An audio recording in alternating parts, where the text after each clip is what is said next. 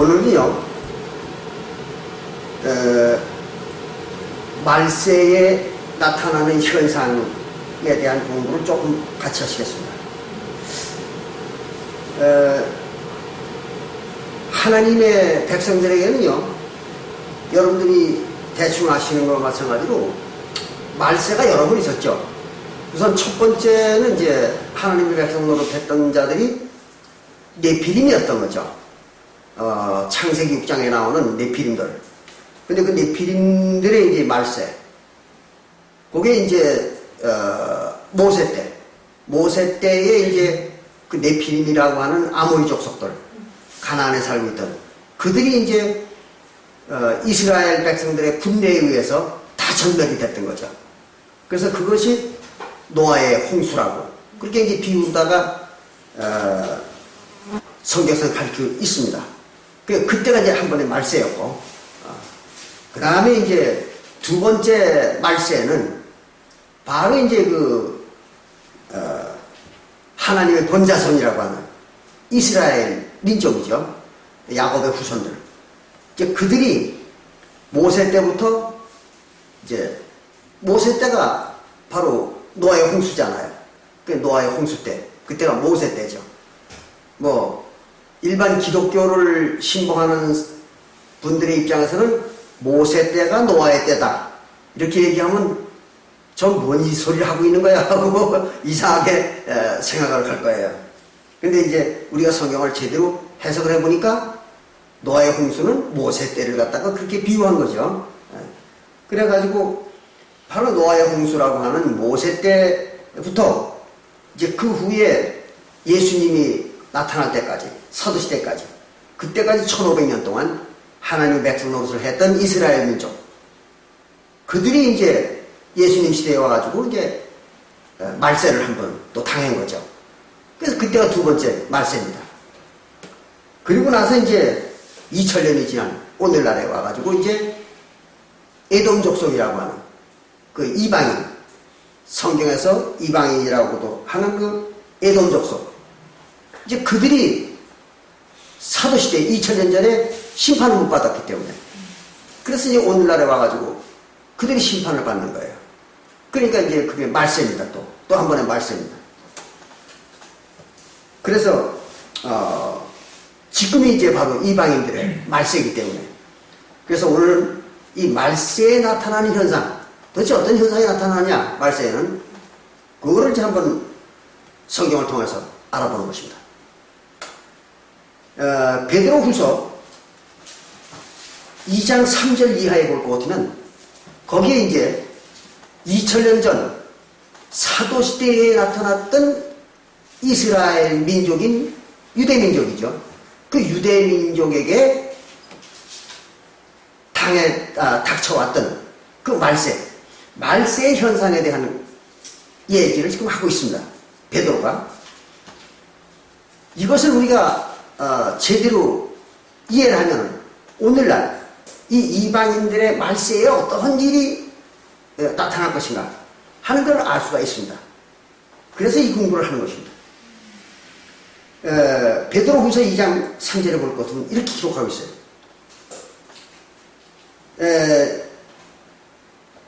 저희가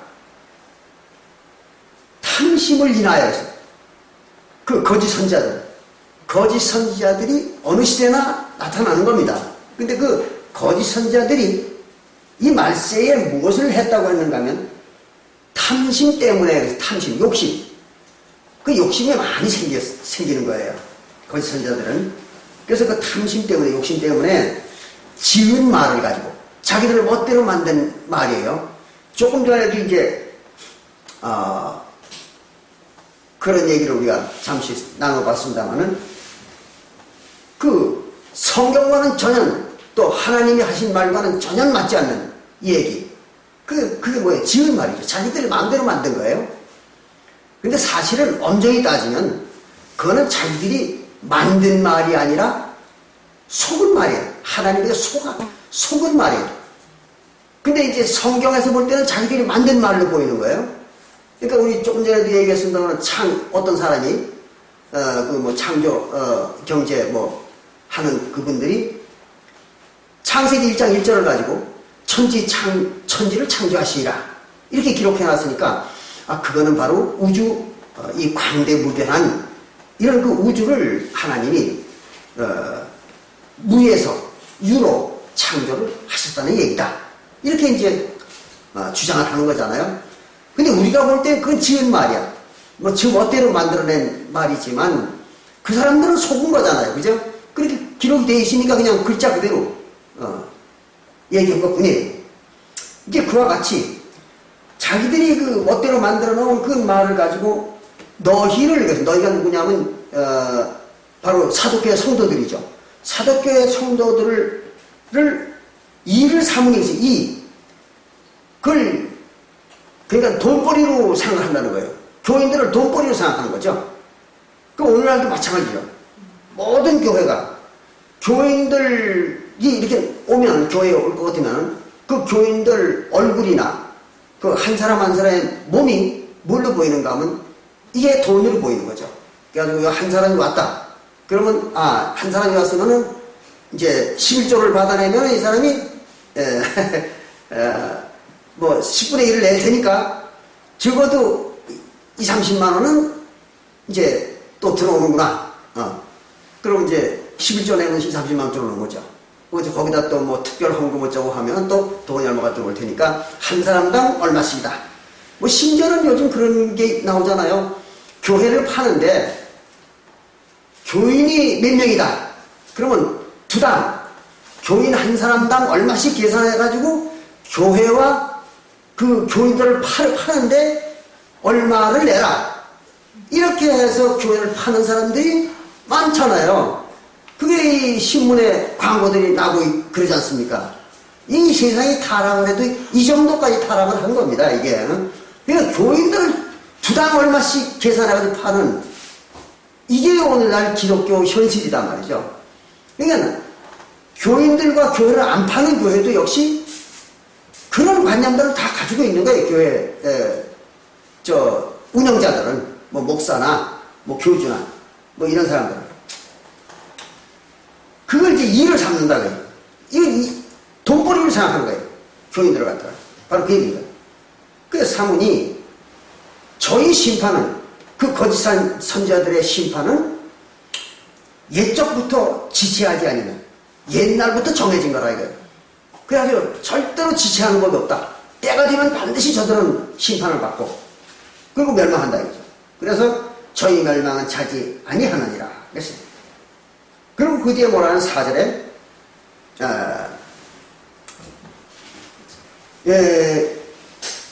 하나님이 범죄한 천사들을 용서치 아니하시고 그래서 조금 전에 우리가 같이 얘기를 했어요. 범죄한 천사들 이게 누굽니까? 바로 사단 마귀라고 하는 것이죠. 성경에서 얘기하는 사단 마귀는 바로 범죄한 천사들을 말하는 겁니다. 그래서 범죄라는 거 뭐예요? 죄를 졌다 이거죠. 죄. 그 죄를 진 것이 범죄입니다. 그 천사들이 죄를 진 거예요. 그러면 죄가 뭐냐? 그러면 여러분들이 잘 아시는 거와 마찬가지로 요한일서 3장 4절에 요한일서 3장 4절에 볼 것 같으면 죄는 불법이라 그래서 불법. 그럼 하나님의 세계에서 죄인이라는 얘기는 즉 사단 마귀라는 얘기는 뭐예요? 불법하는 자. 그 법을 안 지켰다 이거예요. 법을 안 지킨 거예요. 그럼 무슨 법입니까? 하나님의 법, 율법이잖아요. 그럼 이때에 이 사도교회 이전에 죄진 자들은 뭐를 범한 거예요? 모세율법을 범한 거죠. 그래서 모세율법을 범한 게 죄예요. 이때는요. 그런 것이지 무슨 자범죄니 무슨 원죄니 이따오는 성경에 없는 거예요. 절대 그런 건 없는 겁니다. 그걸 이제 자기들 멋대로 오늘날 기독교 애들이 만들어가지고 사람들을 속이는 거죠. 그게 지은 말이에요. 지은 말. 그러니까 오늘날도 마찬가지지만 이 성경에서 얘기하는 사도시대의 죄는 바로 모세법을 범한 것이죠. 그래서 히브리서 9장 15절 잘 아시잖아요. 히브리서 9장 15절을 보면 예수님이 왜 죽었는가 하면 바로 첫 언약 때 그 사도교회 성도들이 첫 언약 때, 즉 모세 구약 때, 구약을 첫 언약이라고 그러죠. 그리고 신약을 새 언약이라고, 새 언약이라고, 둘째 언약, 새 언약. 그 첫 언약 때 그 말은 구약 때 모세율법. 그 구약 때에 지은 죄를 그걸 용서해 주려고 예수님이 죽으셨다. 그렇게 히브리서 9장 15절에 기록하고 있잖아요. 그러니까 무슨 죄를 용서받는 거예요? 모세율법을 범한 죄를 용서받는 거예요. 그런 것이지 뭐 모세율법에 없는 거, 자기 어려서부터 어른이 될 때까지 지은 죄, 자범죄라고 하는 그건 죄가 아니죠. 성경에서는 그건 죄가 아닙니다. 그러니까 하나님이 볼 때는 그건 죄는 아닙니다. 그런데 그거를 이제 오늘날 기독교회들은 그거를 용서받으라고 또 그걸 회개하라고 이렇게 다 붙이는 거예요. 생사람 잡는 거잖아요. 생사람. 그 많은 죄를 말이에요. 예? 태어나가지고 아니 성인이 될 때까지 지은 그 많은 죄를 아니 어떻게 회개하느냐 말이에요. 이거 기억도 안 나는데 얼마나 많이 졌으면. 그랬더니 또 어떤 교회에서는 아주 웃기는 교회들이 있더라고요. 그 전에 개신교 가보니까 어떤 목사들은 왜 이래요?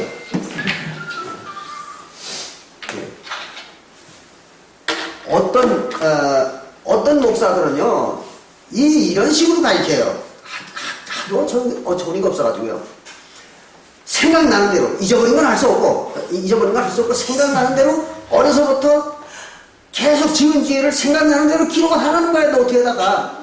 그래서 그 노트에다가 잔뜩 기록하는 걸 그걸 들고 하나하나 하나님 앞에 회개한다고 기도하라는 거예요. 그러면 하나님이 그걸 용서해 준다는 거예요. 그럼 기억 안 나는 건 어떨 거예요? 기억 안 나는 거.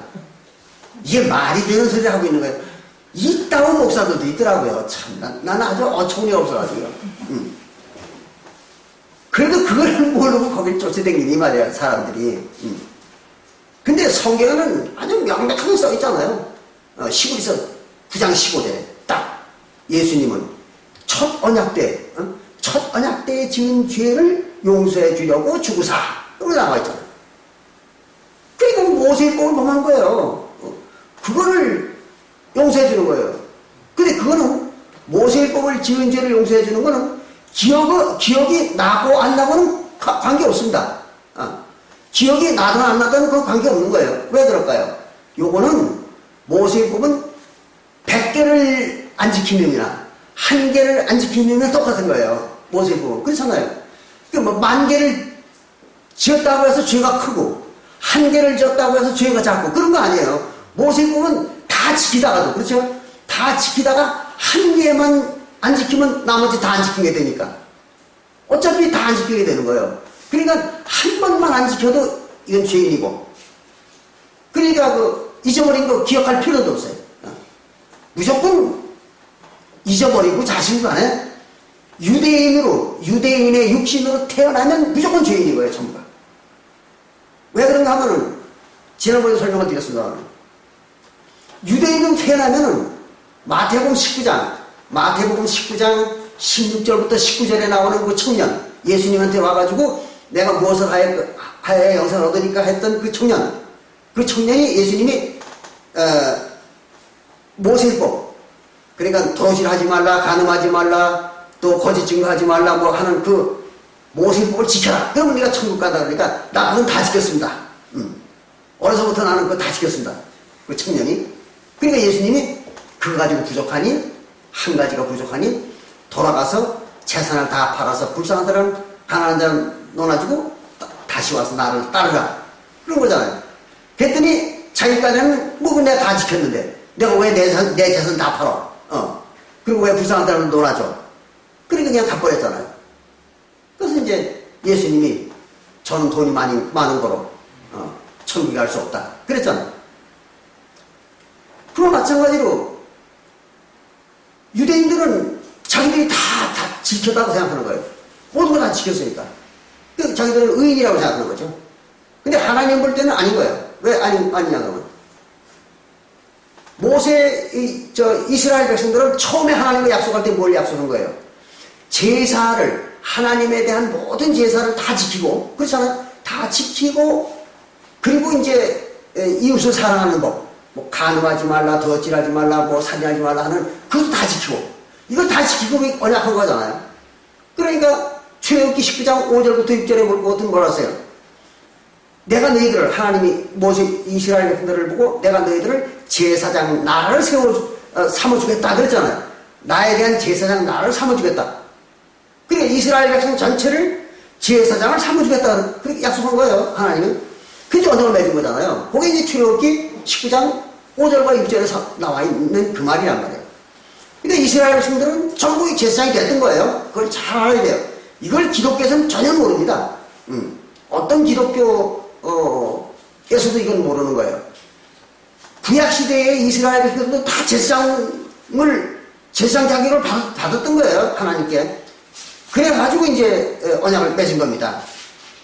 그게 이제 출애굽기 19장 5절부터 6절에 나와 있는 거예요. 신약의 성도들만 제사장 자격을 받은 게 아니에요. 구약시대에 이스라엘 백성들도 다 제사장으로 받았던 거예요. 그런데 그들이 그 하나님으로부터 언약으로 받았던 그 제사장 직분을 갖다가 어떻게 했는가 하면 레위 지파한테다가 위임을 해버렸습니다. 맡겨버린 거예요. 왜? 자기들 못하겠으니까. 그냥 내 대신 너희들이 해라. 레위 지파가. 이래가지고 그들한테 맡긴 겁니다. 그렇기 때문에 뭐가 있어요? 레위 지파의 제사장들이 제사장으로 할 때는 선출이 되면 뭐부터 해요? 위임제라는 걸 먼저 한 거예요. 위임제사. 내가 이 백성으로부터 제사권을 위임을 받았습니다. 그러니까 내가 바로 이 이스라엘 민족으로부터 제사장 권한을 위임받은 제사장입니다 하고 하나님한테 제사를 하는 거예요. 그게 위임제사예요. 위임제사. 그래서 이제 이스라엘 제사장들은 위임제사라는 걸 하는 겁니다. 근데 신약시대에 하나님 백성들은 위임제사를 안 하잖아요. 왜 안 할까요? 위임을 안 하니까. 각자가 그냥 제사장 직분을 가지고 있는 거예요. 누구에게 위임을 하지 않고. 왜 그러냐면 구약시대에는 왜 위임을 하고 신약시대에 왜 위임을 안 했느냐 그러면 구약시대에는 이스라엘 백성들의 숫자가 근 몇백만 명, 천만 명에 같이 오니까 그 많은 사람들이 다 그 좁은 성소에 와가지고 매주 토요일마다 또는 아침 저녁 상번제 뭐 이런 거 제사를 다 지낼 수가 없잖아요. 그걸 다 하려는 것 같으면 거의 생활을 못 하잖아요. 이스라엘 백성들이요. 왜? 아침에 한 번 제사 지내야죠. 상번제. 또 저녁에 한 번 제사 지내야죠. 또 토요일 날도 또 토요일 번제 또 지내야죠. 또 각 절기 번제 다 해야죠. 이걸 할 수가 없는 거예요. 그거 다 하다 보면 생활을 언제 해요? 또 뿐만 아니라 생활도 중요하지만 장소가 너무 좁은 거예요. 그 좁은 성소 안에 어떻게 그 많은 인원들이 다 들어가서 제사를 해요? 못하거든요. 그러니까 할 수 없이 제사를 갖다가 한 10여 명 선출해가지고 레위 지파 중에서 그걸 선출해가지고 그들에게 위임을 해준 거예요. 우리의 제사권을 당신이 위임 맡아가지고 대신해달라. 그래가지고 당신이 하는 대로 따라가겠다. 그 말에 네가 제사를 안 지내면 우리가 제사 안 지내게 되고 네가 제사를 지내면 우리가 제사 지내게 된다. 그 책임을 너한테 주겠다 이거죠. 그래가지고 위임한 게 뭐예요? 바로 그 제사장이야. 그래서 구약시대에는 그렇게 제사장을 세웠던 거죠. 이게 성경에는 자세한 기록이 없잖아요. 다만 그걸 보면 이제 아는 사람은 아는 거죠. 우리에게는 보이는 거예요. 이게. 이렇게 해서 그들에게 위임제라는 걸 이제 하게 만들었습니다.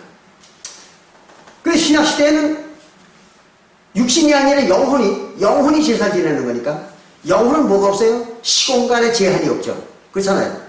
아무리 좁은 공간이라도 수억만 명이라도 그 속에 들어갈 수가 있는 거예요. 영혼이기 때문에. 또 시간도 제한이 없어요. 그렇잖아요.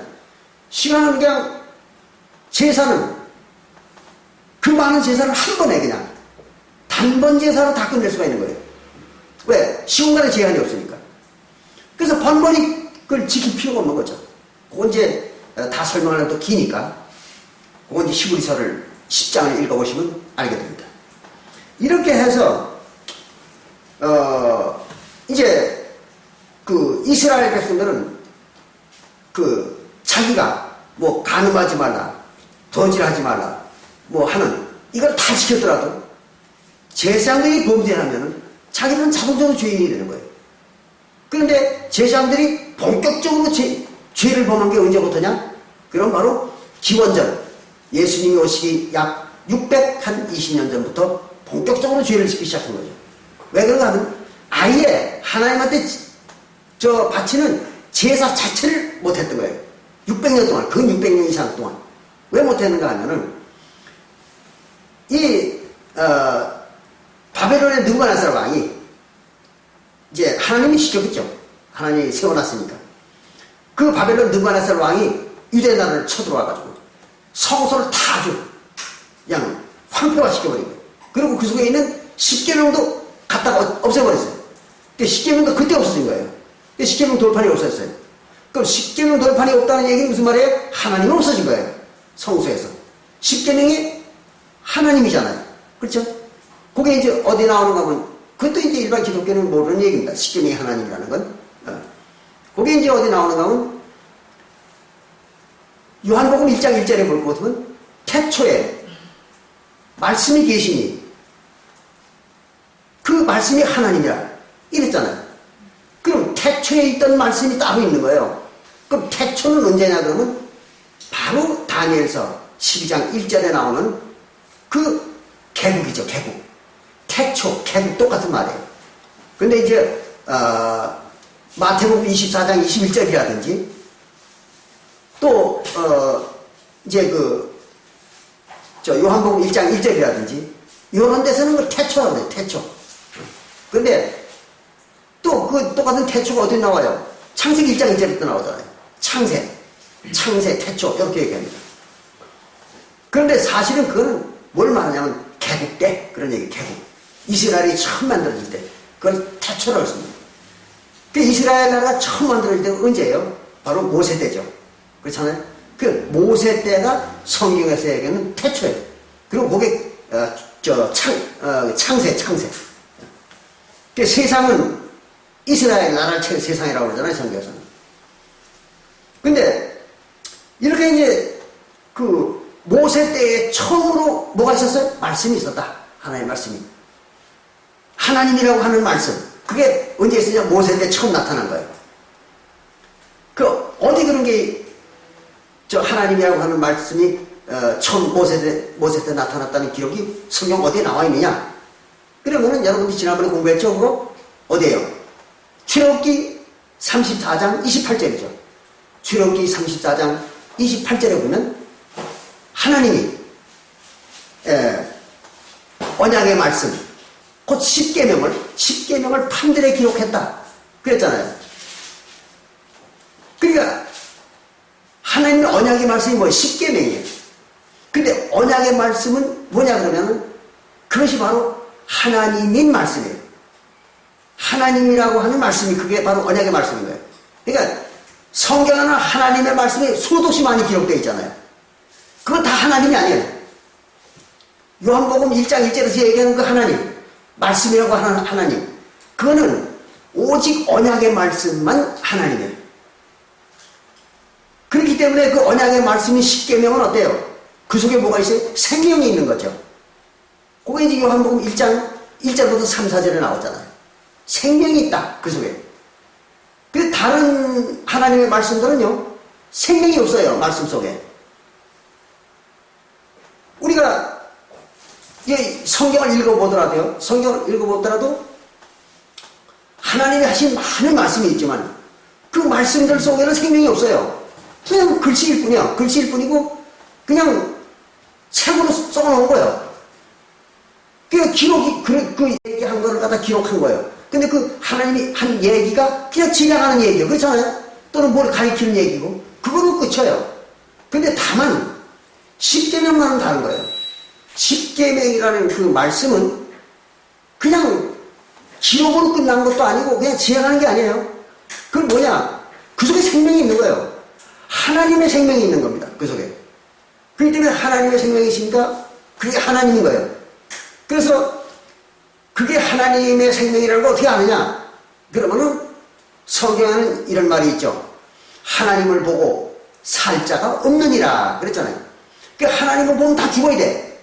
인간은. 그런데 하나님이라고 하는 그 말씀, 요거를 보기만 하면 죽어야 돼. 그래 생명이 있는 거죠.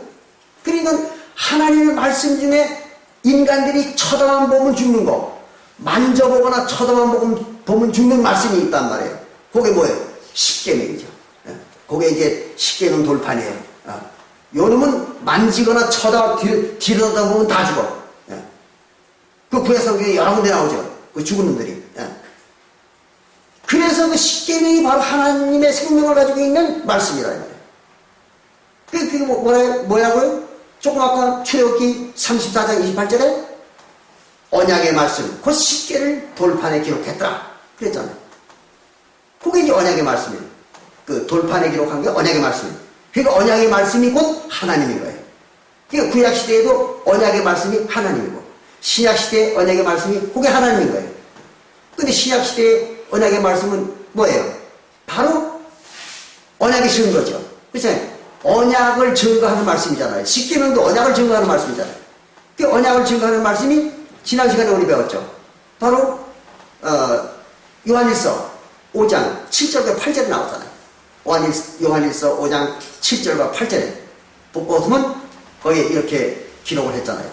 증거하는 이는 그러니까 예수 그리스도라는 하나님, 예수 그리스도라고 하는 하나님, 그 하나님을 증거하는 말씀은 뭐라 그러는가 하면 성령이니 그 성령은 진리라. 그래서 그 성령이 가르치는 게 진리야. 근데 그 뒤에 8절에 뭐라고 했어요? 증거하는 이가 셋이니 성령이 셋이요. 그러니까 증거하는 이가 셋이요. 그 성령이라고 하는 진리, 그게 세 개예요. 뭐는 성령과 피와 물이다. 그러니까 성령은 뭐 두말할 것이 성령이고 그 다음에 피와 물이 거기에 또 가세를 한단 말이에요. 그 피는 뭐예요? 화목제의 피죠. 그래서 언약의 피, 언약의 말씀이에요. 그래서 언약을 하는 말씀, 언약의 말씀. 그게 화목제잖아요. 신약에 와가지고. 이제 그건 또 뭐 설명하려면 기니까 그건 그냥 우리가 다 아는 일이니까 그냥 넘어가고. 그렇게 하고 이제 그 뒤에 뭐 물이 나오잖아요. 물은 이제 요건 침례를 말하잖아요. 그 베드로전서 3장 21절에 베드로전서 3장 21절에 침례는 물이다. 그랬던 거죠. 그러니까 침례 받는 게 그게 뭐예요? 바로 하나님의 말씀인 거예요. 하나님의 말씀인 거예요. 그리고 언약의 말씀이고. 그러니까 자 어떻게 돼요? 침례를 물속에 들어갔다 나오면 그 하나님의 말씀대로 물속에 들어갔다 나오면 그 육신이 어떻게 돼요? 장사 지내게 되잖아요. 그죠? 장사 지내게 되는 거예요. 그게 무슨 얘기예요? 죽은 거예요. 육신을 죽인 거예요. 누가? 침례가. 그러면 그 속에 뭐가 있기 때문에 그런 거예요? 하나님의 그 말씀 속에는 생명이 있다. 하나님의 생명이 있기 때문에 가능한 거예요. 생명이 없으면 죽지 않죠. 물속에 들어갔다 나와도. 그렇잖아요. 근데 물속에 들어갔다 나오면 이게 죽는 거예요. 육신이. 그 없어진 거죠. 그래서 이제 그게 하나님의 말씀인 거예요. 그리고 하나님과 언약을 맺는 말씀은 바로 이제 그 피잖아요. 그죠? 화목제의 피. 그 이제 마태복음 26장 26절과 28절에 나오는 그 죄사함을 주는 피, 언약의 피. 그걸 뿌리는 거죠. 그걸 뿌리면 하나님과 언약을 맺어지는 거예요. 언약이 맺어지는 거예요. 그게 바로 이제 뭐예요? 생명이 있기 때문에, 그 속에 생명이 있기 때문에 언약이 맺어지는 거예요. 근데, 여기 보면 이제, 여기 누가 그런 걸 써놨더라고요. 시편 18편 1절에 볼 것 같으면, 시편 18편 1절에 볼 것 같으면, 나의 신이신 여호와여, 내가 주를 사랑하나이다. 이렇게 써놨어요. 그러면, 내가 주를 사랑하나이다. 내가 하나님 여호와를 사랑하나이다. 그런다고 하나님과 사랑이 이루어질까요? 택도 없는 소리죠.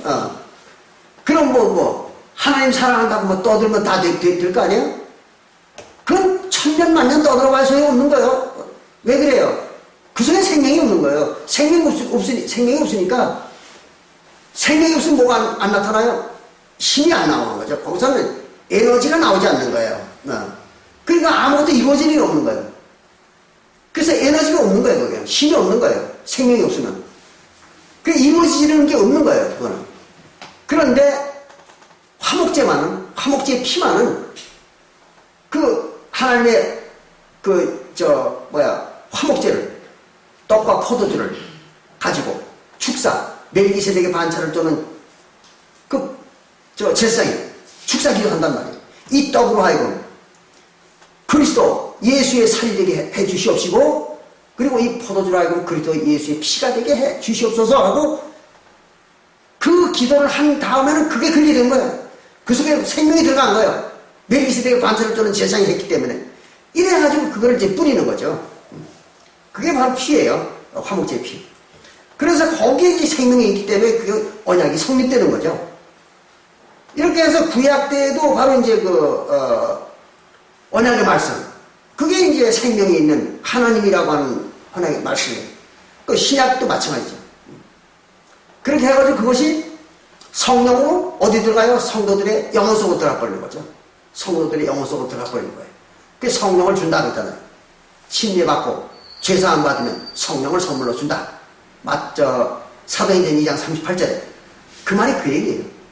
그 성령을 준다는 게 뭐예요? 생명을 주는 거잖아요. 무슨 생명? 하나님이라고 하는 생명. 하나님이라고 생명을 주는 거예요. 그 영혼 속에다가. 그 영혼 속으로 들어가 버린 거예요. 근데 만약에 우리가 생각해봐요. 그 성령이 성도들의 영혼 속으로 들어갔으니 망정이지, 이게 안 들어가고 겉천에 있다고 가정합시다.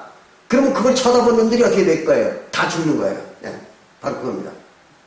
그래서 성도들 영혼 속으로 들어가 버린 거예요. 예. 그래서 그 성도를 봐도 안 죽는 거예요. 왜? 몸이 가려져 있으니까. 예수가 육신의 모양으로 왔을 때 예수를 봤잖아요, 사람들이. 하나님인데 안 죽었잖아요. 왜 그래? 육신이 가렸단 말이에요. 예. 육신으로 덮었단 말이에요. 그래서 봐도 안 죽는 거예요. 예. 그걸 아셔야 돼요. 그러니까 십계명 돌판도 잘 생각해보세요. 십계명 돌판도 그걸 괴짝에다 넣지 않고 사람 몸속에다 집어넣었다고 가정합시다. 어떤 사람 몸속에다 집어넣었다고 가정해요. 그러면 봐도 만져도 안 죽겠죠. 그렇잖아요. 괜찮은 거예요. 똑같은 원리예요. 그래서 하나님을 사람의 육신 속에다 집어넣으면 괜찮은 거예요. 봐도 안 죽고 만져도 안 죽는 거예요. 근데 단 그 바깥에, 인간의 육신 바깥에 나왔을 때는 어떠한 걸로 감싸도 그걸 보거나 만지면 죽는 거예요. 그 이삭도 그렇잖아요. 이삭의 몸속에 뭐가 있었어요? 하나님이 있었잖아요. 그 안에. 근데 괜찮잖아요. 뭐 만져도 괜찮고. 리브가는 또 같이 살았는데도 괜찮잖아요. 예. 그러니까 그건 안 죽는 거예요. 그래서 이제 그 육신으로 감싸는 거죠. 이제 그거는 우리가 또 창세기 9장 11절을 공부할 때 또 이제 좀 공부한 것이지만 다음에 또 공부를 할게요. 어쨌든 이렇게 해서 이 범죄한 천사들, 그 모세법을 범한 천사들이에요. 그들을 갖다가 이제 심판하는 거예요. 이때도. 그런데 지금 오늘날도 마찬가지입니다. 오늘날도 그 심판하는 게 뭘 심판하는 거예요? 알고 보면 모세율법을 범한 죄를 심판하는 거예요. 오늘날에도. 왜 그러냐 그러면 그 로마서 7장 1절에 볼 것 같으면, 로마서 7장 1절에 보면 침례를 받으면, 침례로 육신을 죽이면 뭐가 없어진다 그랬어요? 율법이 없어진다 그랬잖아요. 율법을 안 지켜도 되는 거예요. 그게 이제 침례와 화목제와, 그 지난 시간에 배웠어요. 침례와 화목제가 뭘 대신한다고? 모세율법을 대신하는 거죠. 그래서 그걸 행하면 모세율법을 다 지키게 되는 거예요. 근데 그걸 안 하면 모세율법을 안 지키게 되는 거죠. 그걸 잘 아셔야 돼요. 그래서 이제 오늘날 바로 심판받는 자들이 누구냐면 이방인들, 에서의 자손, 에돔 조손이죠. 그들이 심판받는 거죠. 근데 그들이 뭐 때문에 심판을 받는가 하면, 처음 듣는 분들을 위해서 이 앞을 설명을 해야 됩니다. 본래의 유대인들은 뭐 때문에 심판을 받은 거예요? 바로 모세의 율법을 범하고도 예수님의 가르침대로 침례받고 죄사함을 받지 않았기 때문에, 그죠? 침례받고 화목제사로 언약을 맺어가지고 죄사함을 받아가지고 성령을 받지 않았기 때문에, 모세율법을 범하고도 그놈들이 심판받은 거잖아요. 2000년 전에. 유대인들 중에. 그런데 심판 안 받은 자들은 그걸 하는 거잖아요. 침례를 받고 화목제사로 죄사함을 받고 그리고 성령 받은 자들이잖아요. 그렇게 되면 뭐가 돼요? 모세율법을 다 지킨 자가 되잖아요. 그렇잖아요. 침례 받고 화목제를 행하면 모세율법을 다 지킨 자가 되잖아요. 그래서 모세율법을 다 지킨 자가 되어가지고 이 죄사함을 받아가지고 성령을 받았던 거죠. 그건 구원을 받고 그거 안 한 놈들은 다 심판받은 거죠. 유대인들이. 그럼 오늘날 그럼 심판받는 이방인들은 어떻게 해서 그럼 또 심판받느냐 하면 오늘날 이방인들에게는 뭐 없어요? 그 당시에 죄가 없었잖아요. 그죠? 왜? 율법을 안 받았으니까. 모세율법을 받은 일이 없으니까 죄를 질 거리가 없잖아요. 그 범하지 않은 거예요. 근데 죄는 없어요. 그래가지고 이놈들은 그냥 하나님한테 와가지고 나 그냥 화목제 지키고 떡과 포도주 가지고 당신하고 언약을 예수님과 언약을 맺어가지고 내가 하나님 백성 되겠습니다. 하고 구원받은 자들이잖아요. 그게 이방인들이에요. 근데 그 이방인들 숫자가 워낙 많았잖아요. 그 당시에. 그 많았는데 그 많은 놈들이 대부분 다 뭘 범했는가 하면 성령 회방죄를 범했던 거예요. 그래서 성령 회방죄는 뭐냐? 그러면은 지난 시간에 이제 한번 배웠습니다만은 마태복음 12장 31절과 32절에 나오죠. 마태복음 12장 31절과 32절에 볼 것 같으면 거기에 성령 회방죄가 뭐라는 게 딱 나오잖아요. 그거 뭐라고 되어 있는가 하면 그거는 이제 우리 아주 읽어봅시다. 그래 정확하죠. 마태복음 12장 31절과 32절에 볼 것 같으면요 이렇게 기록을 했습니다.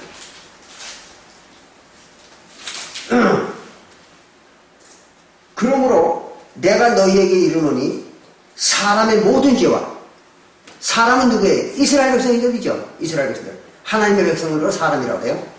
그러면 하나님의 백성들의 모든 죄 그리고 회방, 하나님을 회방하는 것. 사람의 죄니까 모세율법을 범한 거예요. 그 모세율법을 범한 모든 죄와 회방, 하나님 회방하는 것은 다 용서를 받아요. 뭐만 하면은 침례받고 화목제 하면 다 용서받는 거예요. 그래서 그 죄사함을 받지만 하시면 어때? 성령을 회방하는 것은 사실 받지 못할 거예요. 성령을 회방하면 이건 다시는 이건 침례도 안 되고 화목제도 못 하는 거예요. 그 아무리 침례하고 화목제 해봐야 그건 용서가 안 되는 거예요. 그게 바로 성령을 회방하는 거예요. 그럼 성령 회방은 뭐냐? 성령이 가르친 거를 회방하는 거. 요겁니다. 모세가 가르친 거를 회방하는 거는 이건 용서를 받는 거예요. 근데 성령이 가르친 거를 회방하는 거는 용서를 못 받는 거예요. 그럼 성령이 가르친 게 뭐예요? 바로 그게 조금 전에 얘기한 침례와 화목제와 그 두 가지잖아요. 침례와 화목제예요. 딴 거 없어요. 그게 성령이 가르친 거예요. 그걸 성령의 법이라고 해요. 그러니까 그거를 회방하는 놈, 침례하고 화목제 하는 거 갖다가 회방하고 부인하는 놈, 그게 이제 성령 회방죄예요. 이걸 범했던 거예요. 이방인들이. 딴 거 아닙니다. 사도시대에 이걸 범하는 놈들이 수없이 많았던 거예요. 또 32절에는 또 누구든지 말로 인자를 거역하면 사하심을 어때야 해요? 말로다가 인자는 뭐예요? 사람의 아들로 왔던 예수, 그리스도. 그 사람의 아들로 왔던 그리스도를 부인하거나 거역하는 자는 용서를 받는 거예요. 그러니까 예수님이 육신으로 와서 가르친 거, 뭐 여자를 보고 음식만 품어도 간음이라고 한다. 또 무슨 남에게 욕만 해도 살인으로 인정하고 지옥 간다. 뭐 이런 것들. 그런 거 아무리 거역해도 그건 다 용서를 받는 거예요. 또 오늘날도 마찬가지죠. 새 이름이 와가지고 새 이름이라고 해서 새로운 이름으로 와가지고 가리킨 거 많아요. 수없이 많습니다. 그거 하나만 지켜두세요. 죄가 아니에요. 그 죄가 될 수가 없어요. 이제 더군다나 지금은 이제 그런 건 뭐다 끝난 시대지만 어쨌든 그렇게 해서 예수가 육신으로 와서 가르친 거는 다 무시해도 관계없어요. 다만 누구든지 말로다 성령을 거역하면 그 말로 성령을 거역한다는 게 뭐예요? 성령의 가르침, 성령의 가르침을 거역하는 거예요. 그러니까 성령을 회방하는 건 어떤 거냐? 침례받고 화목제하는 걸 회방하는 거예요. 못하게. 그 회방하는 거예요. 그리고 말로 거역하는 건 뭐예요? 침례를 부인하는 거예요. 침례받는다고 물속에 들어갔다 나온다고 뭐 육신이 죽느냐? 그 바보 같은 소리 하지 마라. 또 떡과 포도주 들고 축사기도 하면은 그게 뭐 살이 되고 피가 되느냐? 말되는 안 되는 소리 하지 마라. 그런 바보 같은 소리에 속지 말라. 이러면서 말로 그걸 거역하는 거예요. 부인하는 거예요. 그게 바로 말로 성령을 거역하는 겁니다. 그래서 그렇게 거역하면 이 세상과 오는 세상에도 사심을 얻지 못하리라. 그건 절대로 구원이 없는 거예요. 그래서 바로 침례를 받고도 침례받고 화목제를 해가지고 성령을 받아서 능력을 행한 거예요. 방언도 하고 뭐 사람도 고치고 각종 은사를 행한 그 자들이 그 사도시대의 각 그 이방교회에서 구원받은 그 에사의 자손들, 에돔 족속들이 많았는데 그들이 그런 그 성령의 그 은사를 맛보고도 부인한 거예요. 이래오니까 이들이 다 그냥 성령 회방죄를 지은 겁니다. 이제 그게 어디에 나오는가 하면 히브리서 6장 4절부터 6절에 나옵니다. 그 이제 자세한 그 구체적인 내용이 히브리서 6장 4절부터 6절에 나옵니다. 이게 바로 이제 성령 회방죄의 구체적인 내용입니다. 히브리서 6장 4절부터 볼 것 같으면 이런 말이 기록되어 있죠. 한 번 비침을 얻고, 비침. 하나님의 진리의 비침을 받았어. 그게 뭐예요? 예수님이 가르쳐 주신, 성령으로 와서 가르쳐 주신 그 진리야. 바로 이제 그 요한일서 5장 7절과 8절에 나오는 거. 그 비침을 얻고, 그 성령의 빛을 받고, 하늘의 은사를 맡고, 하늘의 은사를 맡은 거예요, 이들은요. 그러니까 뭐 방언도 하고 뭐 사람도 고치고 무슨 뭐 각종 은사를 행한 거예요. 그런 은사를 맛보고도 그걸 받아서 맛보고도 성령에 참여한 바 되었고 그리고 하나님의 은사 되고 하나님의 선한 말씀과 내세의 능력과 능력을 맛보고 이건 장차 자기 영생을 얻는다는 것까지 다 배우고 다 알고 이렇게 한 놈들이 6절에 타락한 자들은 거예요. 타락한 자. 그걸 다 맛보고도 그 성령을 받고 성령의 능력도 행하고 막 그걸 다 자기가 체험을 하고도 이걸 타락한 놈들이라고. 그걸 이제 부인하고 막 이런 거예요. 그게 타락한 자들은 다시 새롭게 하여 회개케 할 수 없나니 있어요. 다시 새롭게 뭐 침례받고 화목제로다가 죄사함 받고 이럴 수 없다는 거예요. 한 번밖에 없으니까 그거는. 그게 한 번 타락하면 안 되는 거예요. 그게 바로 성령 회방죄입니다. 거기에 이제 여기 구체적으로 설명을 해놓은 거죠. 그래서 타락한 자들은 다시 새롭게 하여 회개케 할 수 없나니 이는 자기가 하나님의 아들을 예수를 갖다가 다시 십자가에 못 박아 현재 욕을 보이라 그랬어요. 이게 무슨 말이냐 그러면 예수의 살과 피를 주려면 어떻게 해야 돼? 십자가에 또 죽어 있잖아요. 그렇죠? 근데 예수를 다시 십자가에다 또 못 박으려고 하는 놈들이다, 이거는. 그런 놈들이기 때문에 그건 다시는, 용서가 없다는 거죠. 오늘날 기독교들이 다 그렇잖아요. 오늘날 기독교들이 어때요? 뭐, 지난주에 일요일날 와가지고, 교회 와가지고, 회개하고, 그리고 죄 용서 받았어. 그럼 또 이제 한 주간 동안 나가가지고 이제 세상을 살면서 또 죄를 져가지고 또 그 다음 주간에 와가지고 또 이제 말씀으로 또 정결케 하음을 받고 죄사함을 받아라 이렇게 가르친다고. 기독교에서는 또 작년에 죄진 거 금년에 회개해가지고 죄사함 받고 또 금년에 죄진 거는 내년에 또 죄사함 기도원에 가가지고 또 회개하고 이제 죄사함 받으라고 이렇게 이제 가르친다고. 그럼 뭐 하는 거예요? 예수를 그냥 수도 없이 십자가에다 못 박는 거잖아요. 십자가에다. 그거 그따위 짓 하는 놈들은 뭐 하는 놈들이라서 예수를 하다 십자가에다 또 못 박는 놈들이라고 그랬잖아요. 그러니까 오늘날 기독교들은 그냥 예수를 수도 없이 십자가에다 못을 박으라고 덤비드는 짓을 하고 있는 거란 말이에요. 그런 자들이 무슨 죄상을 받고 뭐 구원을 받아요? 말도 안 되는 얘기죠. 한 번만 해도, 여긴 그러잖아요. 한 번만 그 따위에서 해도 다시는 용서가 없다 그랬잖아요, 이게 뭐. 그게 바로 성령 해방죄인 거예요. 그걸 한 겁니다. 그래서 이제 그것이 이방인들이 그런 짓을 한 거예요. 왜 그랬느냐? 그러면 왜 유대인들보다 유독 이방인들에게 그런 성령 해방을 진 자들이 많느냐 그러면, 유대인들은요, 장장 모세 때부터 예수님 때까지 1500년 동안에 1500년 동안 갖다가 모세율법을 끌안고 앉아가지고, 비록 지키든 못 지키든 그걸 끌안고 앉아가지고 이게 하나님이라고 하면서 죽으나 사나 이걸 지켜야 우리가 복을 받고 우리가 산다, 이렇게 생각했던 민족이라고요. 그러니까 사도시대에 와가지고 구원받은 자들은 그거를 생명처럼 지켰던 거예요. 예수님의 가르침을.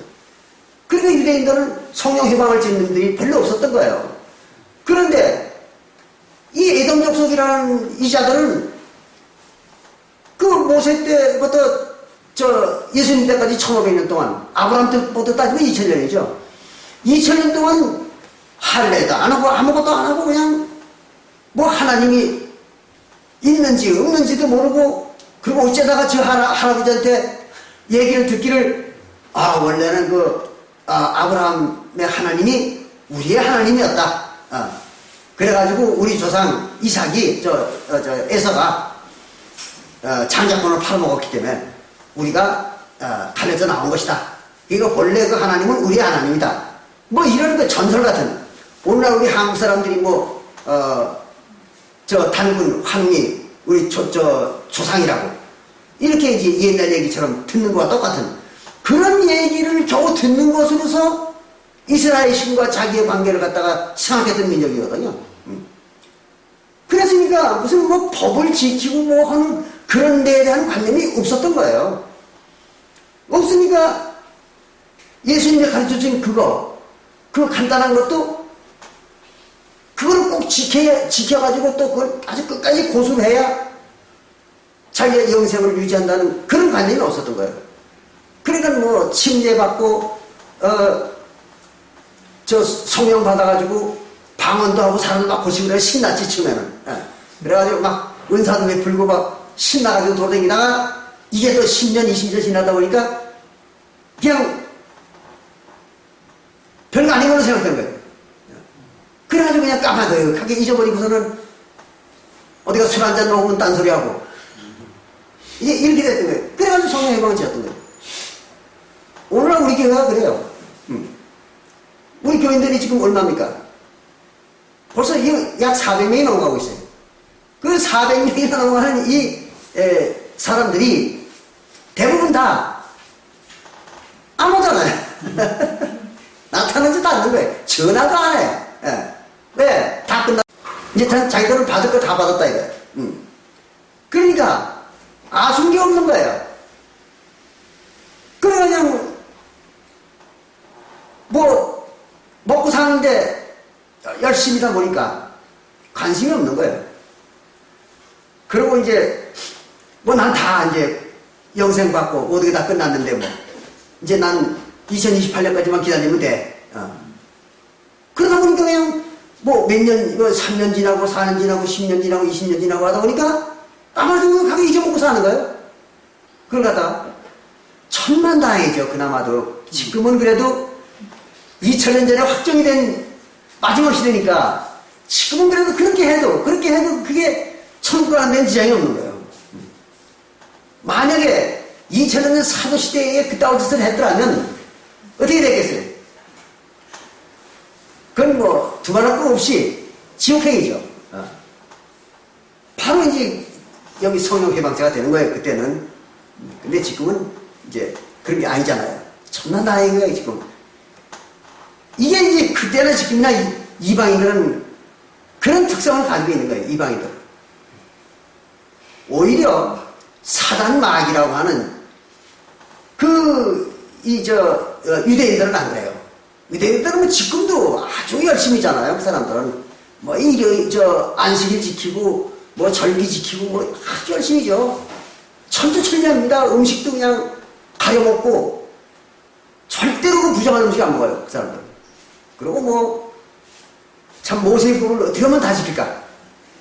이게 일구월심 그 생각뿐이에요. 그 사람들은. 이게 참 아주 이상한 얘기잖아요. 그래서 종들은 안 쫓겨나려고 발버둥 치는데 아들놈들은 느긋하게 되면 술이나 처먹고 뭐 어디 가서 딴짓이라고 돌아다니고 그 원래 육신의 세계에서도 그렇죠. 그런 경우가 있어요. 부잣집 자식들 다니면서 잡기나 즐기고 종들은 쫓겨날까봐 죽어라고 일하고 막 난리치는데 이 짓들 하는 거예요. 얘기했던 대로 흘렀습니다만은 이게 인간의 특성인 것 같아요. 하여튼 이렇게 돼가지고 이 성령해방제를 짓는 들이 많았던 거예요. 그게 뭐 1~2만 명이 아니라 수백만 명이었던 거예요. 그게 이제 이번에 이제 2028년에 심판을 받고 이제 끝장이 나는 겁니다.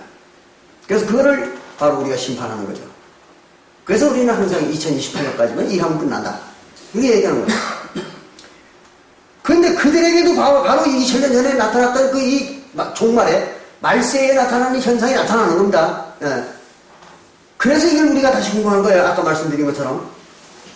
그래 이렇게 이제 성령 회방을 한 자들이 이제 지금은 이제 심판을 받는 것인데 그 당시에는 이제 그 모세의 법을 범한 자들, 모세의 법을 범하고도 이제 그걸 회개치 않고 그리고 이제 딴짓하는 놈들, 그런 놈들이 이제 심판을 받고 지옥에 간다 그랬어요. 그래서 베드로후서 2장 4절에 용서치 아니하고 지옥에 던져버렸다. 그 놈들을. 그 심판받는 놈들 어디다 던져는 지옥에다 던져서 어두운 구덩이에 두어 심판 때까지 지키게 하셨으니 지옥에다 집어넣어가지고 심판 때까지 지켰어. 못 나오도록 거기서. 그 뭘로 지켰습니까? 지옥에다 집어넣었어요. 그 지옥은 여러분들 아시잖아요.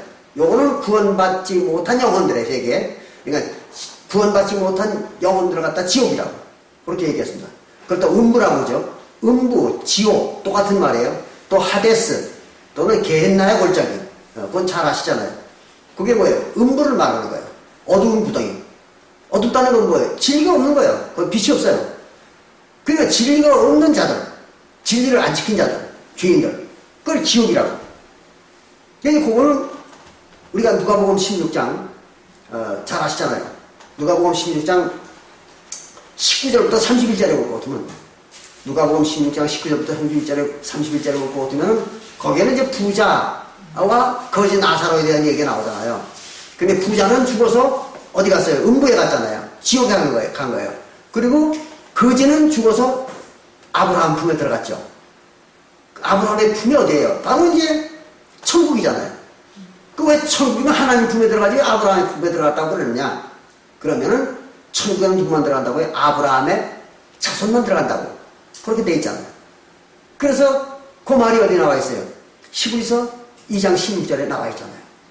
그래서 히브리서 2장 16절에 보면 모든 천사들을 다 붙들어 주려 함이 아니요 아브라함의 자손만 붙들어 주려 함이라. 그렇게 나와 있잖아요. 그 말은 무슨 말이에요? 아브라함의 자손만 천국을 보내주는 거예요. 근데 이스라엘 민족은 다 아브라함의 자손이잖아요. 따지고 보면. 그렇잖아요. 그러나 실제로 하나님이 아브라함의 자손이라고 딱 못을 박는 그 자들은 누구냐? 약속의 자손들이. 약속의 자손이라야 씨를 여긴다. 아브라함의 씨를 여기는 거예요. 그러니까 약속으로 태어난 놈이라야 그거를 아브라함의 자손이라고 인정하는 거예요. 무조건 아브라함에서 났다고 다 아브라함의 자손이 아니다 이거예요. 그래서 육신의 자손은 자손이라 하지 아니하고 반드시 약속으로 난 자라야 씨로 여기느니라. 그게 이제 로마서 9장 7절부터 9절에 나오죠. 로마서 9장 7절부터 9절에 볼 것 같으면 육신의 자녀를 자녀로 여기지 아니하고 약속으로 난 자라야 씨로 여기느니라. 하나님의 씨로 여긴다. 이게 무슨 말이에요? 이삭으로부터 태어났더라도 육신으로 태어난 모든 자들을 다 하나님의 씨로 여기지 않는다 이게. 아브라함의 씨로 여기지 않는다 이게. 다만 그 중에서 오직 약속으로 태어난 자들. 그들만 하나님의 씨가 된다. 그러니까 구원 청구한다 이게 그들만. 그래 놓고는 여러분들이 지난번에도 저와 함께 봤습니다마는 갈라디아서 4장 28절에 볼 것 같으면 갈라디아서 4장 28절에 볼 것 같으면은 갈라디아서 4장 28절에 볼 것 같으면 거기는 사도 바울이 성도들을 보고 천국 가는 성도들을 보고 바로 그랬잖아요. 너희들은 이삭과 같이 약속의 자손이라 그랬어요. 그게 천국에 가는 놈들만 뭐예요? 약속의 자손인 거예요. 그리고 그게 아브라함의 자손이죠. 바로 그겁니다. 그래서 이제 아브라함의 자손만 천국 가는 거예요. 그래서 누가복음 16장 19절부터 31절에 나오는 거기에 그 거지 나사로가 아브라함의 품에 들어간 이유는 아브라함의 자손이라는 걸 보여준 거죠. 그게 어떤 아브라함의 자손이? 약속으로 낳은 아브라함의 자손이죠. 그 아브라함의 자손은 두 가지가 있잖아요. 그냥 육신으로 낳은 아브라함의 자손이 있고 약속으로 낳은 아브라함의 자손이 있는 거예요. 그래서 약속으로 낳은 아브라함의 자손만 천국에 들어가는 거예요.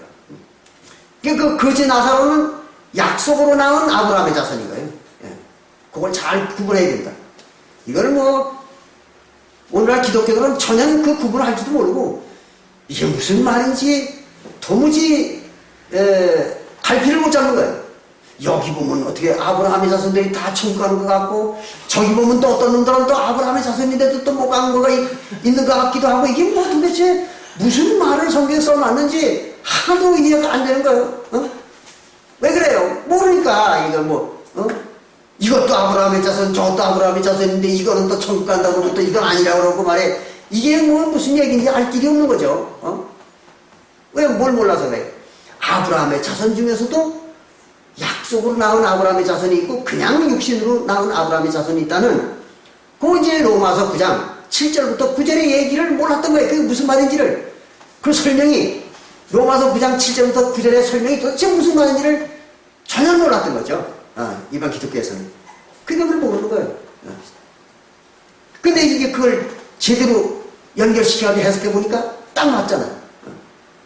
아브라함이나 이삭이 낳더라도 아무리 많이 낳더라도 그 중에 약속을 못 받은 놈은 천국 못 가는 거예요. 그건 육신의 자손이군요. 근데 그 중에서 그 아브라함과 이삭의 자손들 중에서 약속의 자손만 하나님부터 약속받은 놈 그게 이제 갈라디아서 4장 28절에 나오는 그들이죠. 그들만 아브라함의 자손이라고 마지막 아브라함의 자손이라고 인정하는 거예요. 이제 이렇게 해가지고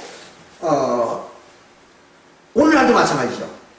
오늘날도 이방인 중에서 택함을 받은 아브라함의 자손만 천국을 가는 거죠. 그리고 나머지는 다 뭐가 되고 심판받는 거예요. 그러니까 하나님이 그 아브라함을 통해 가지고 이삭이라는 하나님이 오셔가지고 그 이제 씨를 퍼친 거예요. 그게 바로 이제 에서의 자손과 야곱의 자손이잖아요. 그러니까 이제 에서의 자손들은 그 야곱의 자손이 아니기 때문에 그 본 자손이 아닌 거예요. 그러니까 왜 장자가 아니잖아요. 에서는 장자권을 팔아먹었으니까. 그 에서의 자식들은 구원을 받을 자격이 없는 거예요. 이방인들은 자격이 없어요. 원래는 지난번에 제가 공부를 했잖아요. 이방인들은 구원받을 자격이 없는 거예요. 하나님 백성에는 자격이 없는 거예요. 그렇기 때문에 구원받을 수가 없어요. 그런데 다만 그들을 구원을 주는 이유는 하나님이 약속을 했잖아요. 뭐라고 약속했는가 하면 창세기 21장 12절 그 창세기 21장 12절에 볼 것 같으면 이삭으로부터 난 자라야 아브라함의 씨를 여기겠다. 근데 에서도 이삭의 자식이잖아요. 그렇잖아요. 그러니까 해당이 되는 거예요. 해당이 되는데 그 후에 하나님의 그 계보로 따지면 뭐 들어갈 수가 없는 거예요. 비집고 들어갈 데가 없는 거예요. 그러니까 할 수 없이 하나님은 어떻게 된 거예요? 살짝 꾀를 쓴 거죠, 하나님이. 그래가지고 이스라엘 백성들로 하여금 예수를 못 믿도록 만든 거예요. 유대인들이 오순절 이후에 유대인들이 그냥 사도교를 그냥 아주 극심하게 탄압을 했잖아요. 그래가지고 스테반도 죽고, 그때 죽고 난리가 났죠. 보이는 눈마다 잡아서 죽이려고 했던 거예요. 그러니까 전부 도망갔잖아요. 다 도망가버린 거예요. 유대인들이, 예수 믿는 유대인들이 다 도망가버린 거예요. 어떤 놈이 그런 무서운, 무시무시한 상태에서 목이 날아가는 판국인데 누가 예수 믿으려고 해요? 믿는 놈이 없는 거죠. 그건 누가 그런 거예요? 하나님이 그런 거예요. 다 도망가도록 만든 거예요, 하나님이. 그래 놓고는 이제 자기가 또 못 믿게 해놓고 하나님이. 그래 놓고 또 하나님은 이놈들이, 유대인들이 구원 안 받으니까 할 수 없이 내가 이놈들을 약 올리기 위해서, 이놈들을 시기나게 하기 위해서 내가 에서의 자손들을 구원 주겠다. 또 핑계를 대고 그런 구실을 만들어가지고 에서의 자손들을 이제 일부를 구원 준 거란 말이에요. 에서의 자손들 일부를 구원 주고 싶으니까 그걸 구원 주려고 그런 핑계를 만든 거예요. 그래서 이제 유대인들을 갖다가 구원 못 받도록 만든 거죠. 그러고 이제 유대인들 에서의 자손 중에서 구원 줄 만큼 구원 주고 나서, 그리고 나서는 이제 다시 유대 나라에 이제 평화가 오도록 만들었죠, 하나님이. 그래서 다시들 모여 들어와가지고, 그래서 이제 구원을 받도록 유대인들이 그렇게 했던 거예요. 그게 이제 볼 것 같으면은, 노마세, 거기다 이제, 기록 나오고, 또 사도행전 마지막 28절도 나오죠. 시기나게 하기 위해서 이제 그렇게 했다. 그런 얘기 나옵니다. 어쨌든, 이렇게 해가지고 에서의 자손들을 이제 구원을 줬는데, 그것도 그냥 구원을 주는 게 아니에요. 그걸 잘 이해하셔야 돼요. 아모스 9장 11절과 12절에 볼 것 같으면, 그걸 잘 이해하셔야 돼요. 어떤 분들은 이걸 전혀 이해를 못 하는데, 요즘 이제 요번 새로 듣는 분들을 위해서 이걸 다시 설명합니다. 아모스 9장 11절부터 12절을 볼 것 같으면 에서의 자손들을 구원 주는 방법이 나오잖아요, 여기에. 이렇게 나옵니다. 아모스 9장 11절과 12절에 보면 이렇게 기록했어요. 그 날에, 이제 심판날이죠. 구원 주는 날. 그때에 내가, 하나님이 다윗의 무너진 천막, 다윗의 무너진 천막이니까 다윗 왕국이죠. 없어진 다윗 왕국. 그 무너진 천막, 그 말은 다윗 왕국이 없어진 다윗 왕국을 그 말이에요. 그 무너진 다윗 왕국을 다시 일으킨다, 이게. 다시 회복하는 거예요. 그러기 위해서 예수를 다윗 왕으로 보낸 거죠. 예. 그래서 예수가 다윗 왕의 왕위를 가지고 왔다 하는 얘기가 이제 누가복음 1장에 나오잖아요. 그래서 누가복음 1장 32절 이하에 볼 것 같으면 이제 거기에 예수가 그 조상 다윗의 위를 가지고 오셨다 이렇게 나와 있잖아요.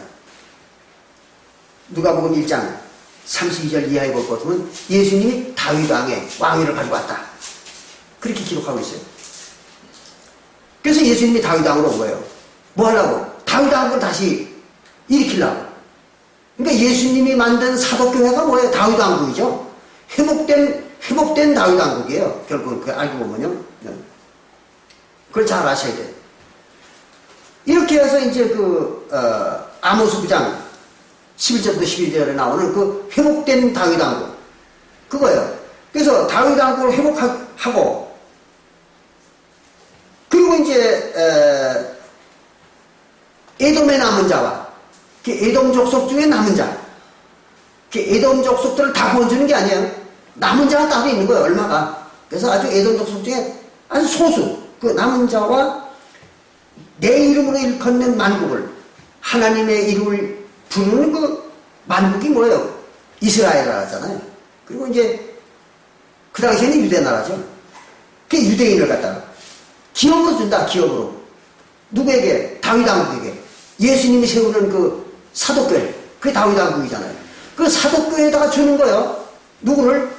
에돔 족속 중에 남은 자, 에돔 족속 중에 일부 남은 자들을 그 예수님이 세우는 다윗 왕국에다가 주는 거예요. 그 백성을 삼으라고 그 주는 거예요. 일부 그 말은 뭐예요? 구원 준다 이거죠.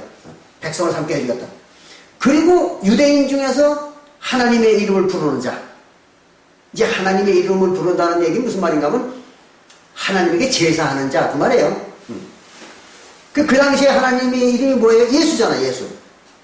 그러니까 예수 이름으로 제사하는 놈들이요, 무슨 제사? 화목제사죠.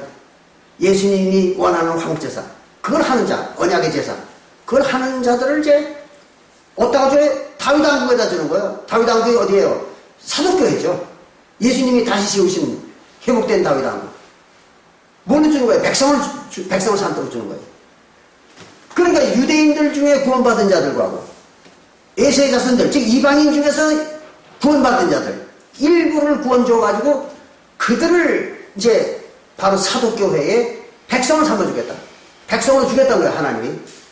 그 이제 구원받은 자를 주겠다는 거죠. 그래서 사도교회의 성도들 중에는 이방인이 있고 유대인이 있었던 거죠. 그렇죠. 그래서 그게 바로 사도교회를 형성한 거예요. 그리고 그것이 다윗 왕국이에요. 그래서 회복된 다윗 왕국. 자, 그겁니다. 이해가 되시죠? 이게 바로 그 얘기입니다. 이렇게 아주 오묘한 방법으로 하나님이 이방인을 구원을 준 겁니다. 이렇게 하나님이 은혜를 베풀었는데도 불구하고 요놈들이 결국은 또 성령 회방죄를 졌던 거예요. 그래서 이제 이 마지막 시대에 와가지고 그들을 심판하고 이제 끝내기 위해서, 그래서 이제 마지막 심판을 베푸는 것입니다. 그게 지옥 속에다 집어넣었다. 그 지옥이 뭐예요? 구원 못 받은 자들이 들어가 있는 곳이죠. 그러니까 이 이방인들이 들어가 있는 지옥은 뭐예요? 바로 요거는 이제 성령 회방을 짓는 놈들이죠. 그 성령 회방을 짓는 놈들의 모임이죠. 그러니까 이놈들은 성령 회방을 졌기 때문에 지난번에 내가 얘기했죠. 누구든지 요 하나님의 나라에 들어오면 하나님의 말씀과 성령을 무조건 통달하게 되고, 그렇잖아요. 이건 무조건 통달하게 되는 거예요. 들어오면 국민학교를 안 나와도 좋고, 뭐 나와도 좋고, 뭐 대학을 졸업 맡아도 좋고 안 맡아도 좋고, 학식과 지능에 관계없이 요 천국에 들어오면 이 하나님의 나라의 지식에 대해서는 완전히 통달하는 거예요. 신기하잖아요. 그런데 요 하나님의 나라를 한 발짝이라도 여기서 딱 나가는 순간, 나는 이제 여기하고 끝났어. 난 당신네하고 끝났어. 그래, 지금부터는 난 당신네 그 가족에게 예속되지 않는 인간이야. 그러니까 나하고는 관계없어. 당신들하고는. 이 말 한마디를 하고 이 문지방을 넘어가는 사람은 누구를 막론하고 문지방을 넘어가는 순간 어떻게 돼요? 이게 머릿속에서 하얗게 된다고 지난번에 말씀을 드렸죠. 이거는 뭐 한두 번이 아닙니다. 그거는 뭐 한두 번 경험한 게 아니에요. 그건 반드시 이루어진 겁니다. 그 지난번에도 그런 사람이 하나 있었죠. 문지방을 넘어서는 순간 하얗게 되는 거예요. 하나도 모릅니다. 신기한 일이잖아요. 바로 그겁니다. 이게 이제 바로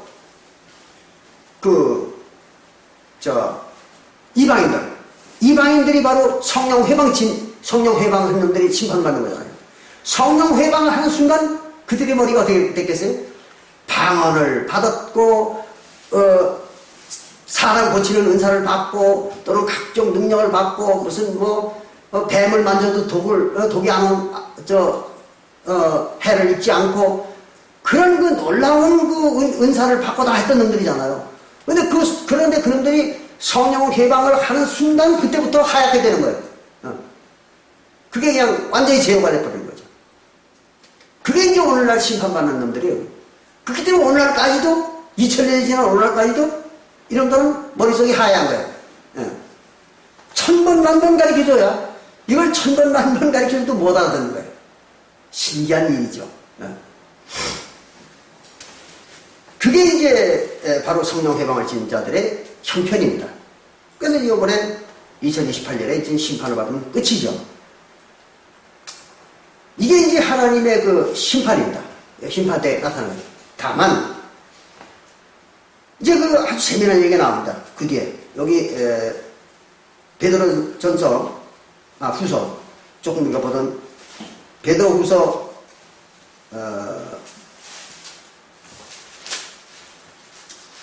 2장 4절, 5절에 보면 이렇게 했어요. 그 사도시대의 말세에도 옛 세상을 용서치 아니하시고, 옛 세상.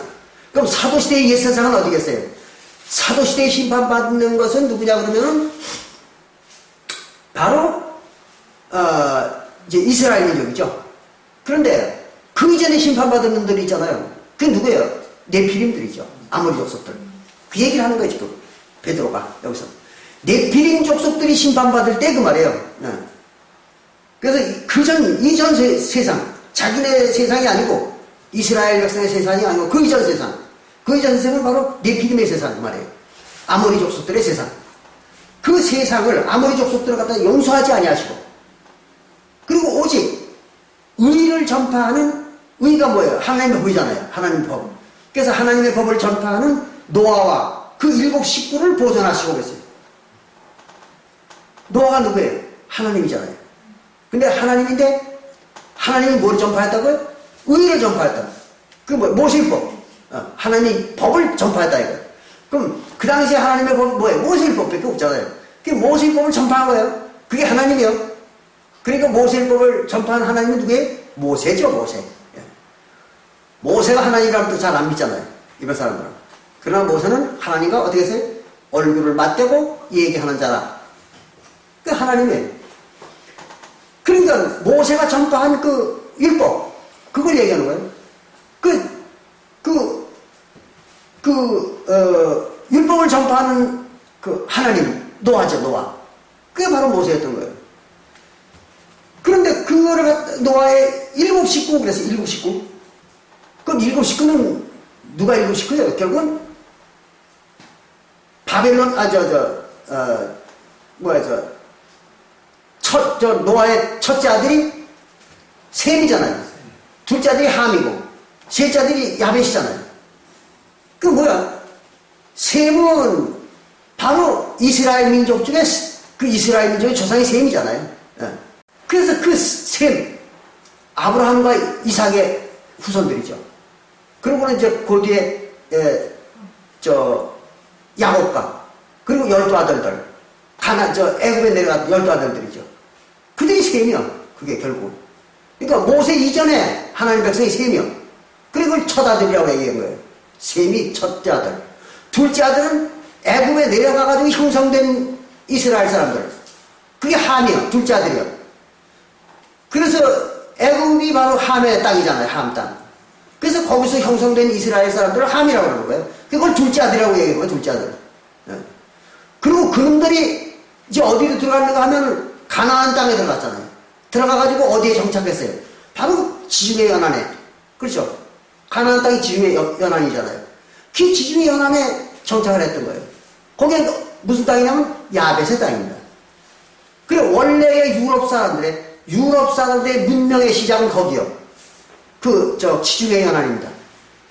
그 거기에서 이제 야벳 족속들이 만들어져가지고 문명이 전파된 거예요. 그래서 유럽의 문명은 어디서 시작된 거냐? 바로 그리스와, 그렇죠?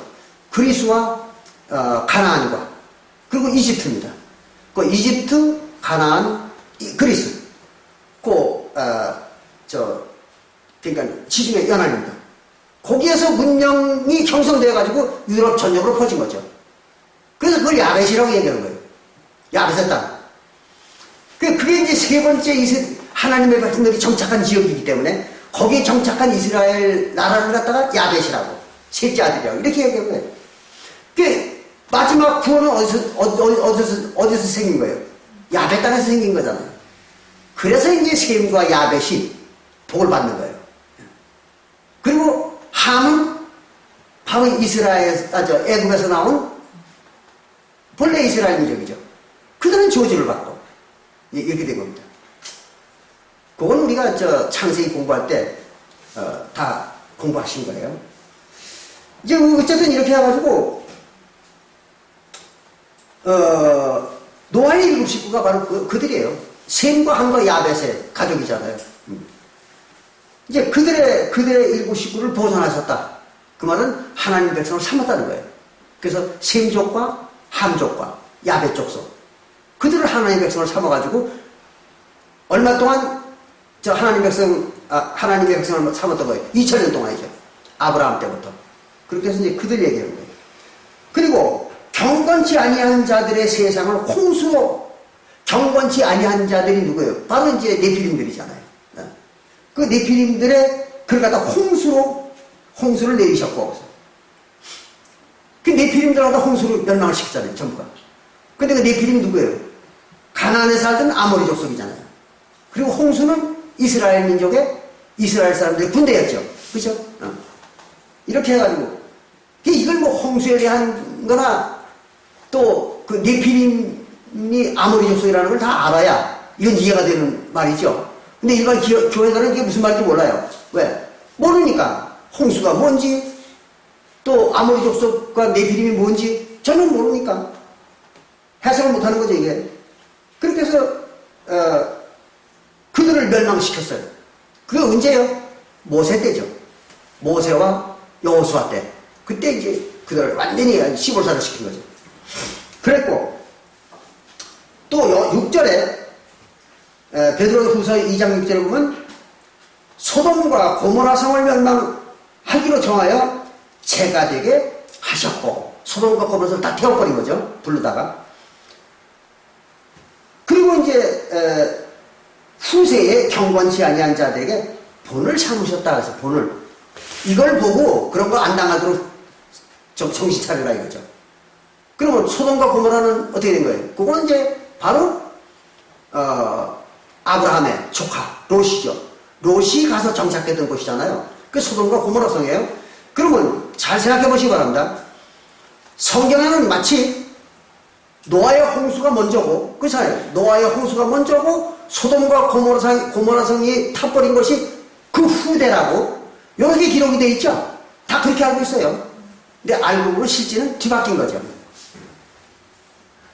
홍수는 언제예요? 모세 때 일어난 거잖아요. 노아의 홍수는 모세 때의 사건을 노아의 홍수라고 그랬어요. 근데 소돔과 고모라 성이 불에 타버린 거는 아브라함 때잖아요. 그러니까 장장 몇 년의 차이를 가지고 먼저 나타난 거예요. 400년. 약 400년 전에 고모라 성이 먼저 불탄 거예요. 롯에 살던 곳. 아브라함 때 불이 탄 거예요. 그리고 홍수는 언제 난 거예요? 바로 이제 모세 때 난 거죠, 홍수는. 그렇게 되니까 오히려 소돔과 고모라 성의 일이 먼저죠. 그죠? 먼저고 노아의 홍수가 뒤에요. 거의 잘 이해가 되죠? 이해가 안 돼요? 이해가 되죠? 예. 그런데 이제 일반 교회들은 다 노아의 홍수가 먼저고, 그리고 이제 소돔 고모라 성의 사건이 뒤다. 이렇게 알고 있는 거예요. 그렇기 때문에 성경에도 그렇게 기록한 거예요, 여기다. 앞에다가 노아의 홍수를 먼저 얘기하고, 뒤에 소돔과 고모라 성 멸망을 뒤에 기록을 한 겁니다, 여기에. 그렇게 한 사람들을 아주 살짝 속여놓은 거죠. 어쨌든, 두 사건이 똑같이 다 멸망을 시킨 거예요. 요거는 소돔과 고모라 성은 바로 어디에 있는 지역인가 하면, 사해 남쪽, 에돔 땅 뒤에 있는 땅입니다. 거기에 있던 이제 지명인데, 그게 이제 완전히 불타버렸던 거예요. 그 먼저 이제 한번 심판을 받은 거죠, 그들이.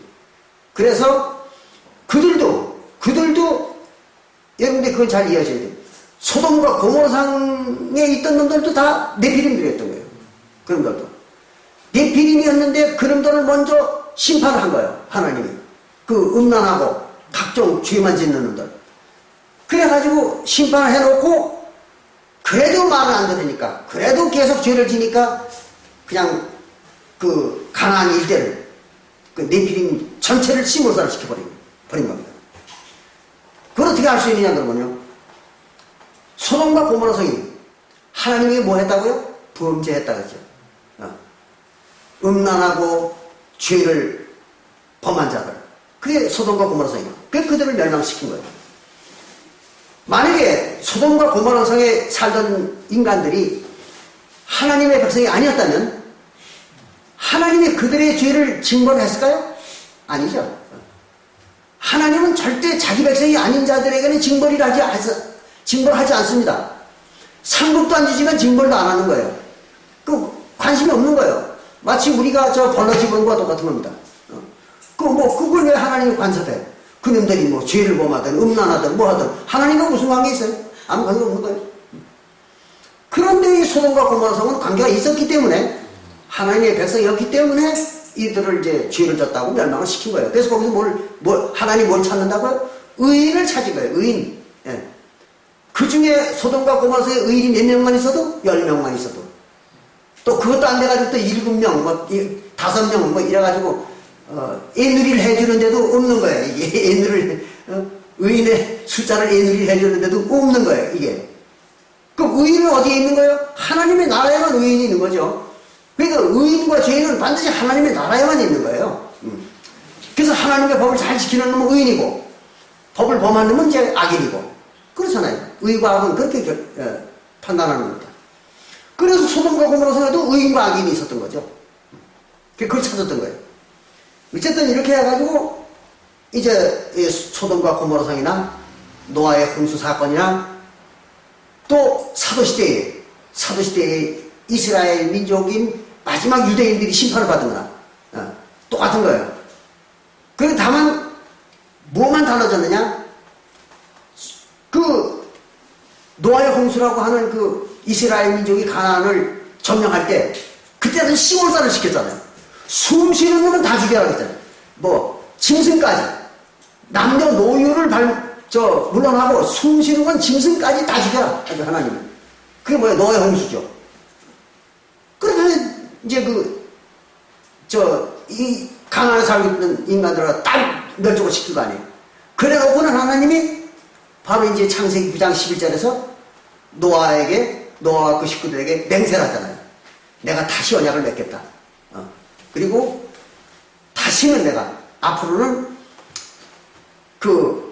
사람들을 홍수로 전멸을 시키는 일은 없을 것이다. 단 그거의 증거는 뭐냐? 구름 속에다가 내 무지개를 두리라. 그래서 그 구름 속에 내 무지개를 두고 너희들과 그걸 증거로 해서 약속을 하겠다. 다시는 내가 사람들을 갖다가 물이 뭐예요? 군대죠. 그렇잖아요. 물이 군대. 그거는 요한계시록 17장 15절이라든지 또 이사야서 56장 8절이라든지 이런 데 나오잖아요. 그래서 이제 56장 8절이 아니라 제가 그건 잘못되었습니다. 이사야서 18장 어떤 또 생각이 안 나네요. 봅시다.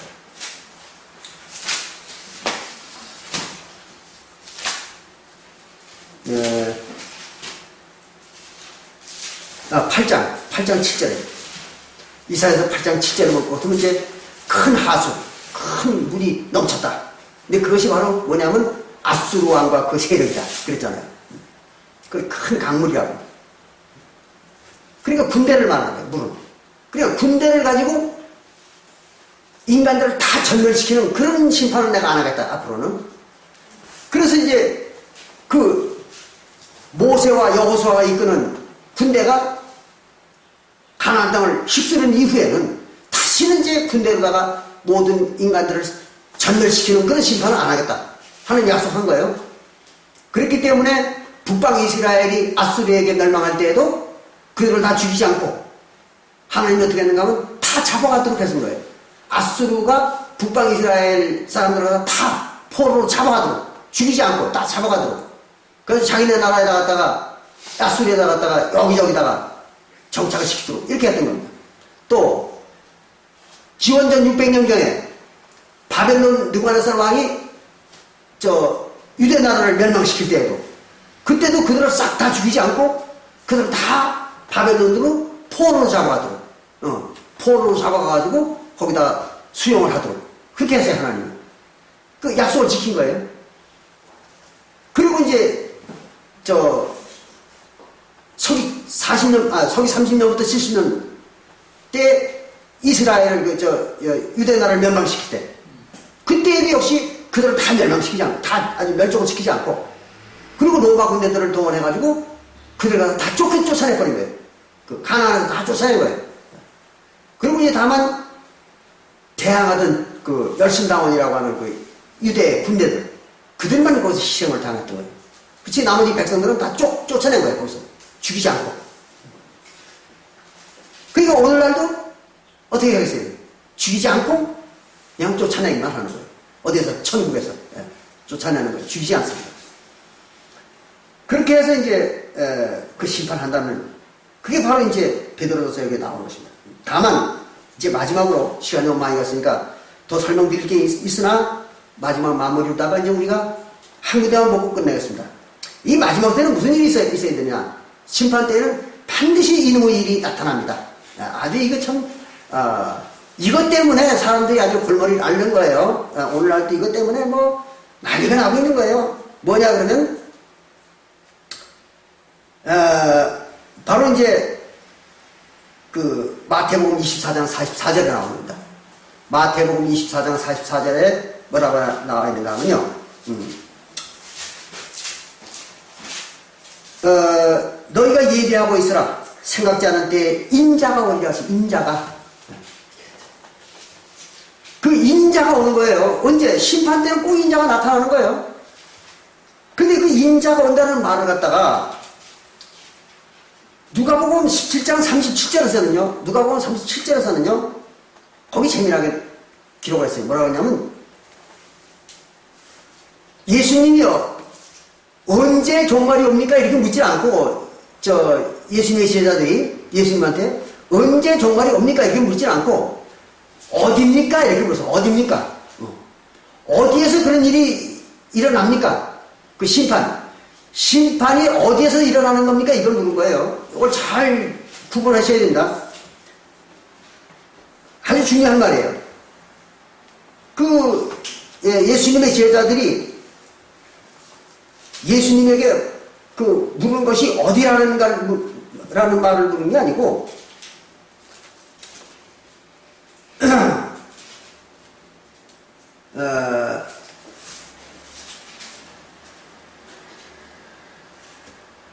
누가복음 17장 37절에 볼 것 같으면요. 거기 그랬어요. 주여 어디 오니까? 어디입니까? 어디서 그런 일이 일어나느냐 이거예요. 장소를 물은 거예요. 장소. 이게 중요합니다. 때를 물은 게 아니에요. 어디서 그런 일이 일어납니까? 그러니까 예수님이 이랬어요. 주검이 있는 곳에는 독수리가 모이느니라 그랬어요. 주검이 있는 곳에는 독수리들이 모인다. 그러니까 독수리가 나타나는 곳이 바로 심판하는 곳이라는 거예요. 그걸 잘 알아야 돼요. 그러니까 독수리가 나타나는 곳에 심판을 하는 거예요. 이게 이제 가장 중요한 말입니다. 여기서. 그 독수리는 뭐냐? 그러면 지난번에 한번 배웠어요. 이거 새로 오신 분들은 뭐 모르시는지 모르지만 어디 그런 게 있는가 하면요. 에스겔서 17장 6절과 7절입니다. 에스겔서 17장 6절과 7절에 볼 것 같으면요. 거기는 독수리가 하나님이라고 나와 있어요. 독수리가. 그래서 그 하나님이 포도나무를 심었는데, 포도나무가 뭐예요? 이스라엘 민족이잖아요. 포도나무가 이스라엘 민족입니다. 여기 어디 나와 있는가 하면 이사야서 5장 7절에 나와 있죠. 이사야서 5장 7절에 보면 포도나무는 이스라엘 족속이요. 여기 나와 있잖아요. 그러니까 포도나무는 이스라엘 족속이에요. 근데 그 포도나무를 심었어. 그러니까 포도나무를 심었다는 얘기 뭐 이스라엘 민족을 만드는 거예요. 하나님 만들었어요. 그랬더니 그 나무가 그 포도나무의 가지가 독수리를 향해서 뻗었다. 독수리를 향했다. 그래서 그 말은 무슨 말이에요? 이스라엘 민족이 하나님을 바라본 거예요.